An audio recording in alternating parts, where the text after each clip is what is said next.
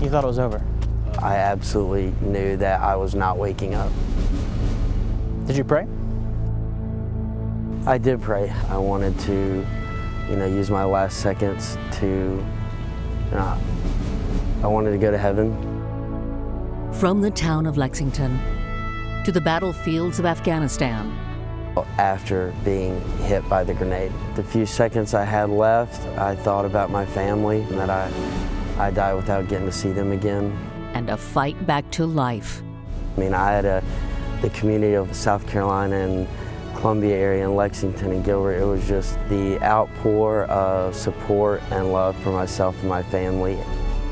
A son, a Marine, a hero, Medal of Honor, the Kyle Carpenter story.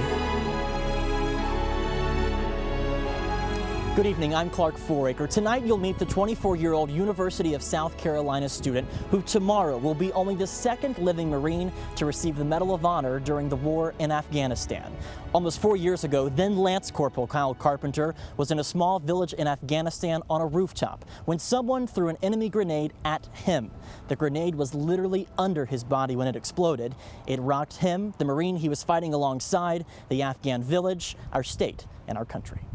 I didn't have any vision. It was almost as if I was looking at a TV with no cable signal. It was just kind of white and gray static look. I couldn't hear anything. My ears were ringing really loud from my blown eardrums. I felt like I got hit really hard in the face by a 2x4. And the next thing I remember is feeling like warm water was being poured all over me from the blood loss. The few seconds I had left, I thought about my family and how that they would be devastated that I wasn't going to make it out of Afghanistan alive and that I died without getting to see them again. You thought it was over? Oh, absolutely. In the few seconds I had thought about, kind of understood what was happening and going on, and that I had been severely injured. And from how I felt and how quickly I was fading and the amount of blood I could feel coming out, I absolutely knew that I was not waking up.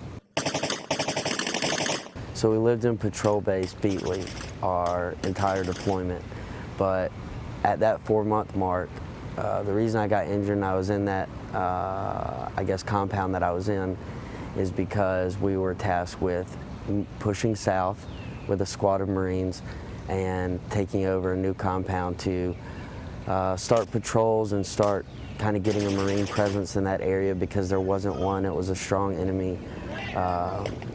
It was definitely an enemy stronghold. And so we were tasked with moving south, and throughout our entire deployment, the further south we went, the more fighting and the worse it got.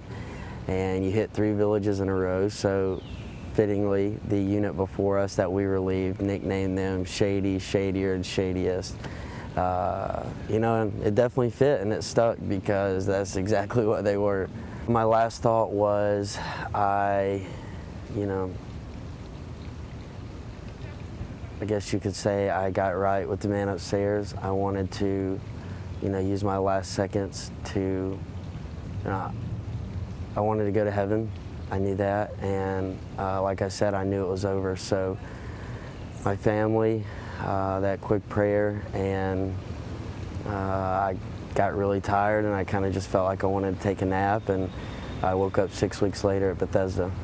When we come back, he'll receive the nation's highest military honor. Kyle Carpenter talks about the responsibility that comes with it.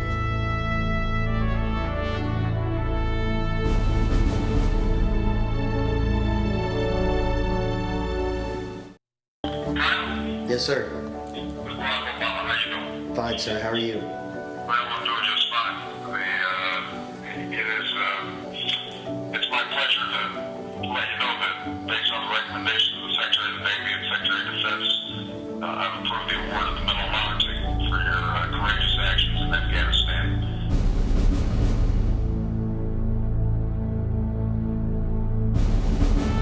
Did you ever think that you'd get a phone call one day and that you would win the Medal of Honor? I didn't at all. Now that everything's happening, it's definitely surreal and kind of weird that it's You know, all these rumors that have been circulating for years and years, you know, it's actually finally happening.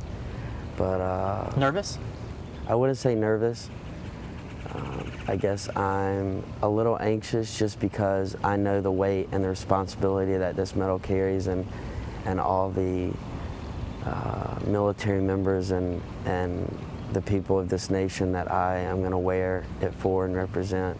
Tomorrow, Kyle will receive the Medal of Honor from President Obama in a ceremony at the White House. After that, he'll spend the summer touring the country, and then in the fall, will be back here at USC for his second year of classes. Family and friends are making the trip to D.C. tomorrow, and we are too. We'll bring you the very latest on the Medal of Honor recipient right here on News 19 and on WLTX.com. Thank you so much for joining us tonight. I'm Clark Foraker. Good night.